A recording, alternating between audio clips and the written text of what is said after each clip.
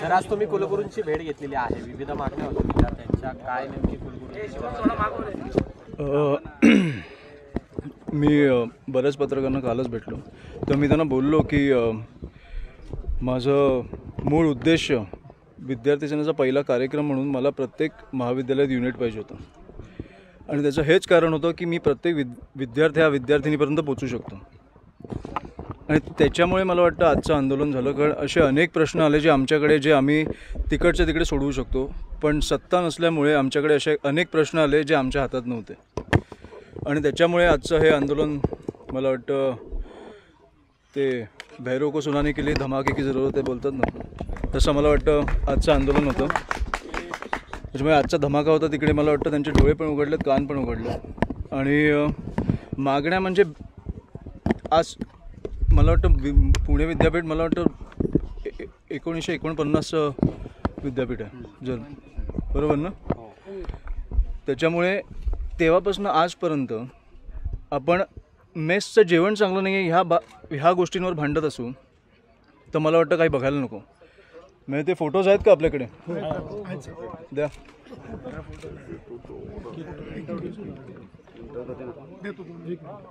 ना कालचा एक फोटो आहे जिकडे प्लेटमध्ये पोहे का काहीतरी आहेत आणि त्याच्यात झुरळ आहे. इथे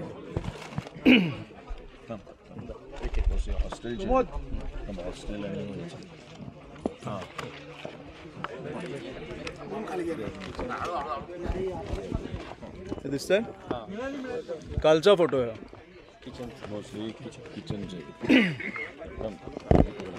हे जेवणात दगड मिळालाय. हे आपल्या हॉस्टेलची परिस्थिती आहे. हे किचन आहे हॉस्टेलचे वॉशरूम्स अँड ऑल. हे वॉशरूमचे पण. मी आता कुलगुरूंना भेटायला येताना मला अनेक विद्यार्थी भेटले जे बोलले की आम्हाला जेवणच मिळत नाही. एक बाजूला इकडे मठ आहे, तिकडनं एक मला वाटतं प्रसाद येतो, ते प्रसाद ते जेवतात, एक वेळेचं जेवण म्हणून प्रसाद जेवतात. त्याच्यामुळे इकडे जेवणाची सोय नसेल एवढ्या मोठ्या विद्यापीठात तर मला वाटतं लाजिरवाणी गोष्ट आहे. दुसरं म्हणजे विशाखा समिती जी नेमली गेली आहे ती मला वाटतं पुण्याच्या विद्यापीठातच मला वाटतं ॲक्टिव्ह आहे, बाकी कुठच्याही महाविद्यालयात ॲक्टिव्ह नाही आहे. त्या समितीत फक्त शिक्षिका असतात, विद्यार्थिनी ज्यांना घेतलं पाहिजे. विशाखा समिती म्हणजे कुठच्याही विद्यार्थिनीला कुठच्याही महाविद्यालयात काही अडचण आली तर ती त्या समितीला जाऊन भेटू शकते. ते अडचणी तिकडे तिकडच्या तिकडे सोडवले जातील. पण तिकडे शिक्षिकांना भेटण्यापेक्षा ते विद्यार्थिनींना भेटणं मला वाटतं कम्फर्टेबल फील करतात. पण त्या समितीवर विद्यार्थिनीच नसल्यामुळे ते त्यांचे विषयच सांगत नाही. हा एक मुद्दा मी मांडला. उपकेंद्र जे नाशिक आणि नगरमध्ये उपकेंद्र आहे, तिकडच्या ज्या मुलामुलींना डॉक्युमेंट्स लागतात त्यांना पुणे विद्यापीठाला यायला लागतं एवढं 3-4 तास प्रवास करून, कारण त्यांना इकडेच फक्त डॉक्युमेंट्स मिळू शकतात. तिकडे बिल्डिंग तयार आहे, भूमिपूजन झालं आहे. मला वाटतं मंत्र्यांची वेळ मिळत नसेल म्हणून तिकडे अजूनपर्यंत ते ऑपरेशनल केलं नाही आहे. म्हणजे नाशिकच्या मुलांना, नगरच्या मुलांना इकडे यायला लागतं. चौथा विषय कुठून मराठी भाषा भवनाचा विषय तर मला वाटतं 15 वर्ष गेले आहे. 2016ला चालू झाला आहे. 5 मजल्याची बिल्डिंग बांधायला ह्यांना एवढा वेळ का लागतो मला आजपर्यंत कळलं नाही आहे. म्हणजे 15 वर्ष झालं हा विषय चालू आहे. 14 वर्षात सीलिंग बांधला गेला, त्याला पण जास्त वेळ लागला. पण मला वाटतं की 15 वर्षात एक बिल्डिंग नाही बांधली जात, म्हणजे मला कळत नाही हे काय करतायत. 14 मला द्या ना, तो हे द्या ना लिस्ट.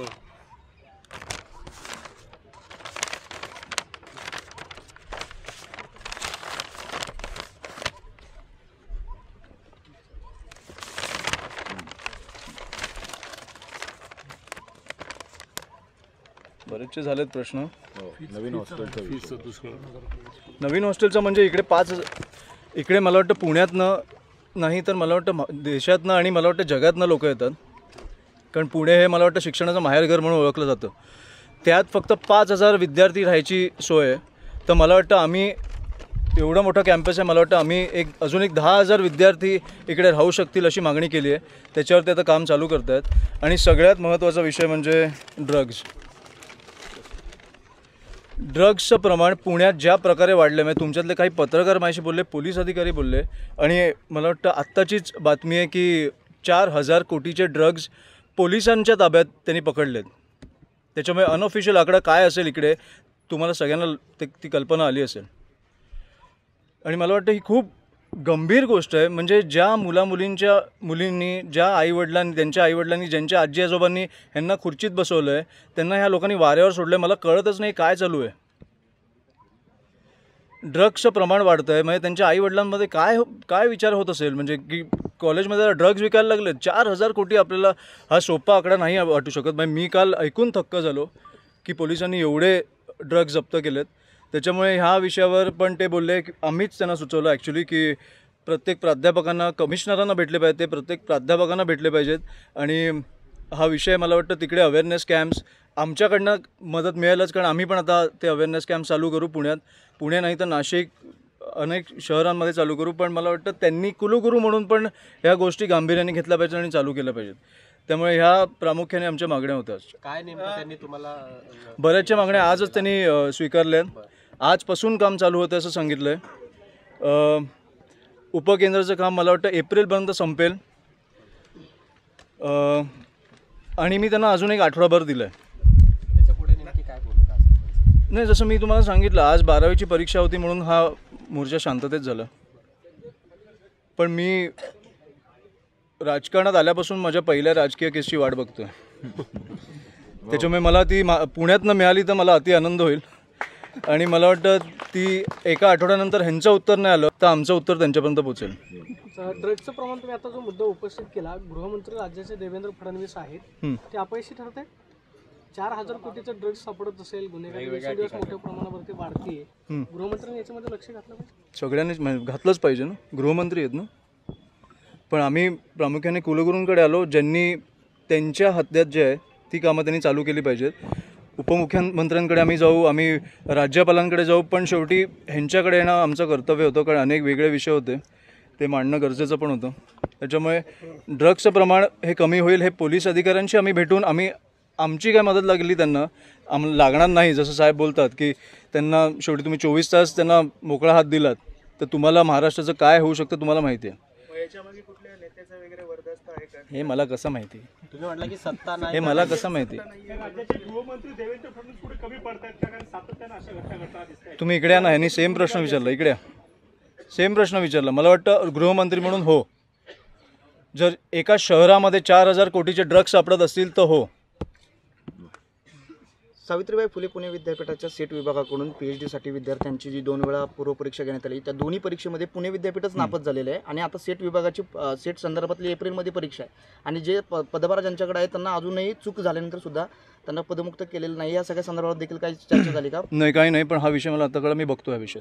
नाशिक आणि नगर उपकेंद्राबाबत काय उत्तर दिलं? नाशिक आणि नगर एप्रिलपर्यंत काम संपेल, चालू होईल. काल आपण बोललो ना, एप्रिलपर्यंत काम चालू होईल.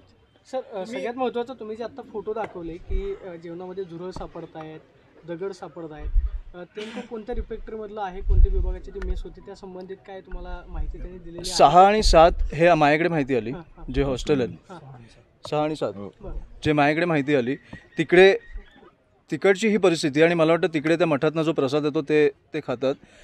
आणि आज पण ते बोलत होते की आम्ही CSR कडनं प्रयत्न करतोय, कोणाला तरी कुठच्या तरी संस्थेला आम्हाला द्यायची इच्छा आहे. मी बोललो कुलगुरू म्हणून, मी कुलगुरू असतो तर मी माझ्या विद्यार्थ्यांना कधी भुकं ठेवलं नसतं. आपण तो ऑप्शन म्हणून ठेवू, पण तुम्ही कुलगुरू म्हणून इकडच्या विद्यार्थ्यांना क्वालिटी जेवण मिळेल ह्याची तरी मला वाटतं काळजी घेतली पाहिजे. राज्यामध्ये एवढे मोठे मेळावे बातम्या आल्यात की लोकसभेसाठी राजसाहेबांनी शब्द दिला, तुम्ही पुण्यातून लढणार. पेपर मी नाही छापतो, तुम्हीच छापता. तुमची इच्छा आहे? माझी इच्छा नाही, माझी निवडणूक लढायची इच्छा नाही आहे. पण जर साहेबांनी मला कुठेही जबाबदारी दिली तर ती मी यशस्वीपणे पार पाडीन, एवढी मी तुम्हाला सांगतो. कुठलं ठिकाण आवडेल? पुणे आवडेल तुम्हाला? कुठेही नगरसेवक बनवलं तरी चालेल, मला कुठेही काही बनवलं तरी चालेल, सरपंच बनवलं तरी चालेल. जी जबाबदारी देतील तिकडे मी जाऊन काम करणार. तुम्ही आज सुरुवात झाली त्याची असं म्हणावं लागत, आज सुरुवात झाली असं म्हणावं लागत. सुरुवात बरेच महिने झाली आहे. नाही, पण आज पुण्यातून सुरुवात झाली. मी तुम्हाला बोललो ना की गेले 2 वर्ष मी ह्याच्यावर काम करतोय. 8-9 जूनला 2022ला मला वाटतं आम्ही दौरा चालू केला महाराष्ट्राचा, तेव्हा मुंबईतनं चालू केलं. आणि तिथून आम्ही प्रत्येक महाविद्यालयात युनिट स्थापन करणं ही आमची प्रायोरिटी होती, जे आम्ही बरेच ठिकाणी केलं. तुम्हाला तो इंडिव्हिज्युअल विद्यार्थ्यांचे किती आम्ही प्रश्न सोडवले हा आकडा पाहिजे असेल तर तो पण मी तुम्हाला देईन. पण तिथून हे सगळे प्रश्न आले म्हणून मला वाटतं की आज हा मला आंदोलन करणं मला वाटलं गरजेचं वाटलं. तुम्ही आता म्हटलं की पुण्यातून पहिली केस घ्यायला मला आवडेल. पुण्यात जर पहिली केस झाली तर जर यांनी उत्तरं नाही दिली तर पुण्याची जर लोकसभेची तुमच्यावर जबाबदारीच दिली तर तुम्ही लढणार का?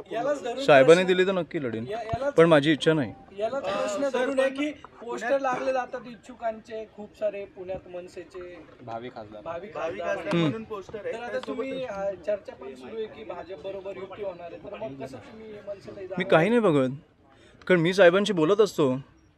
हे तुम्ही बाहेर बसून काय ठरवता मला कळत नाही, पण साहेबांनी जोपर्यंत सांगत नाही तुमच्यासमोर येऊन तोपर्यंत काही कन्फर्म नसतं. त्याच्यामुळे तुम्ही ज्या बातम्या छापाल त्याला आम्ही उत्तरं देणं मला वाटत नाही मी महत्त्वाचं मानतो. पण साहेब तुम्ही निरीक्षक आहेत, आतापर्यंत कुठला असा उमेदवार तुमच्या नजरेत आलाय का? मी माझा जो अहवाल आहे तुम्ही राजसाहेब आहात मग मी त्यांना देईन ना. माझा अहवाल दिलाय त्यांना, ते जनतेसमोर मांडतील ना. पण आता युतीच्या चर्चा सुरू आहेत, भाजप सोबत तुम्ही जाणार अशा पद्धतीच्या चर्चा सुरू आहेत. परत हे मोठे निर्णय आहेत, त्याच्यामुळे राजसाहेब आणि तिकडचे जे वरिष्ठ नेते असतील ते चर्चा करून तुमच्यासमोर आणतील किंवा नाही आणणार मला माहीत नाही. तुम्ही सकारात्मक आहात. लोकसभेच्या संदर्भात सभा वगैरे पुढचं काय नियोजन? सभा जिकडे लढू तिकडे सभा नक्कीच होती. पुण्यामध्ये 4 लोकसभा आहेत, पुणे जिल्ह्यात 4 लोकसभा आहेत. 4 लोकसभेमध्ये महाराष्ट्र नवनिर्माण सेना कोणत्या जागेवरती परत मी तुम्हाला सांगतोय, मी निरीक्षक म्हणून आमचं काम आहे अहवाल बनवणं, सगळ्यांना भेटणं आणि तो अहवाल साहेबांपर्यंत पोहोचवणं. कुठे कुठे लढणार हे ते ठरवणार. नाही, मनसेचे ज्या ठिकाणी उमेदवार असतील त्या ठिकाणी सभा तुम्ही घेणार का? हो नक्की. अरे म्हणजे नाही तर कुठच्या पक्षासाठी घेऊ. हो घेईन. चलन. पुणे लोकसभेची नाही, मला वाटतं आम्ही गेल्या वर्षी पदयात्रा काढलेली कोकणासाठी, त्याच्यामुळे आमचे आंदोलन आणि हे चालूच असतात आणि त्याच्यासाठी निवडणुकीची गरज नाही लागत आम्हाला. त्याच्यामुळे हा निवडणुकीसाठी नव्हता तर विद्यार्थ्यांसाठी होता.